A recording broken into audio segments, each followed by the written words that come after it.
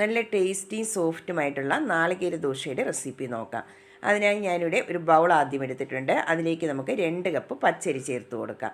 അതിൻ്റെ കൂടെ തന്നെ ഒരു 1/2 ടീസ്പൂൺ ഉലുവയും കൂടെ ചേർത്ത് കൊടുക്കാം. എന്നിട്ട് നമുക്ക് നന്നായിട്ട് തന്നെ 2-4 വെള്ളം ഒന്ന് കഴുകിയതിന് ശേഷം വെള്ളമൊഴിച്ച് ഒന്ന് കുതിർത്താനായിട്ട് മാറ്റി വയ്ക്കാം. ഒരു 4 മണിക്കൂറെങ്കിലും കുറഞ്ഞത് ഇതൊന്ന് കുതിർത്തിയെടുക്കണം. ഇതിപ്പോൾ കുതിരാൻ വെച്ചിട്ട് ഒരു 4 മണിക്കൂറായിട്ടുണ്ട്. നമുക്ക് അടപ്പൊന്ന് തുറന്ന് നോക്കാം. അരിയെല്ലാം നന്നായിട്ട് തന്നെ ഒന്ന് കുതിർന്ന് വന്നിട്ടുണ്ട്. ഇനി ഇത് നമുക്ക് മാറ്റി വയ്ക്കാം. ഇനി ഇതിലേക്ക് വേണ്ടത് അവിലാണ്. ഞാനിപ്പോൾ ഇതിലേക്ക് 1 കപ്പ് അവിലാണ് എടുത്തിട്ടുള്ളത്. അത് നമുക്കൊരു 5 മിനിറ്റ് നമുക്കിതൊന്ന് കുതിർത്തിയെടുക്കണം.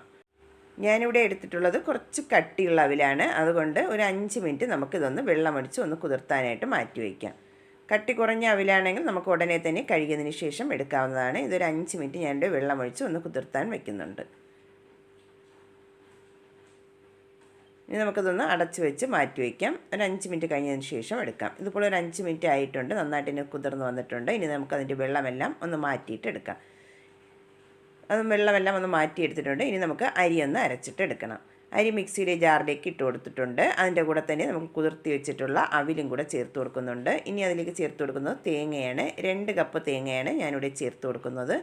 ഇനി നമുക്കത് അരയ്ക്കാൻ ആവശ്യമായിട്ടുള്ള വെള്ളം ഒഴിച്ചു കൊടുക്കാം. 2 കപ്പ് വെള്ളമാണ് ഇതിലേക്ക് ഒഴിച്ചു കൊടുക്കുന്നത്. അരയ്ക്കുമ്പോൾ വെള്ളം ആവശ്യമുണ്ടെങ്കിൽ ചേർത്ത് അരച്ചെടുക്കാവുന്നതാണ്.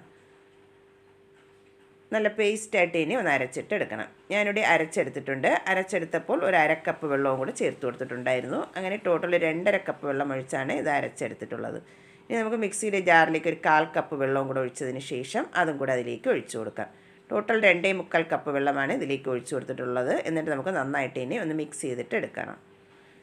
ഈ കൺസിസ്റ്റൻസിയിൽ വേണം ബാറ്റർ റെഡിയാക്കി എടുക്കാനായിട്ട്. ഇനി നമുക്കിത് അടച്ച് വെച്ചതിന് ശേഷം കുറഞ്ഞത് ഒരു 8 മണിക്കൂറെങ്കിലും ഇതൊന്ന് പെർമനൻ്റ് ആവാനായിട്ട് മാറ്റി വയ്ക്കണം. ഞാനിപ്പോൾ ഓവർനൈറ്റാണ് ഒന്ന് വെച്ചിട്ടുള്ളത്. ഇതിപ്പോൾ രാവിലെ ആയിട്ടുണ്ട്.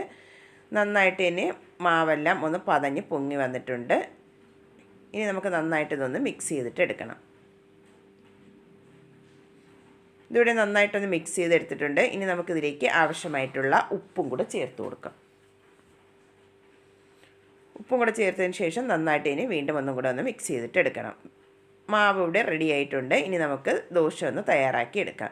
അതിനായി ദോശത്തവ സ്റ്റൗവിലേക്ക് വെച്ചതിന് ശേഷം നന്നായിട്ട് ചൂടായി വന്നതിന് ശേഷം 1 സ്പൂൺ മാവ് ഒഴിച്ച് ജസ്റ്റ് ഇതുപോലെ ഒന്ന് പരത്തിയിട്ട് എടുക്കണം. ഇനി ഇതുപോലെ ഒന്ന് നിറച്ച് ഹോൾസ് എല്ലാം വന്നതിന് ശേഷം നമുക്കിതൊന്ന് അടച്ച് വെച്ചും കൂടെ ഒന്ന് കുക്ക് ചെയ്തിട്ട് എടുക്കാം. ഈ ദോശ മറിച്ചിട്ട് കൊടുക്കുന്നില്ല. ഇതുപോലെ ഒന്ന് അടച്ച് വെച്ചാണ് ഒന്ന് കുക്ക് ചെയ്തെടുക്കുന്നത്. ഇതിപ്പോൾ റെഡിയായി വന്നിട്ടുണ്ട്. നമുക്കിനി പാനിൽ നിന്ന് മാറ്റിയെടുക്കാം.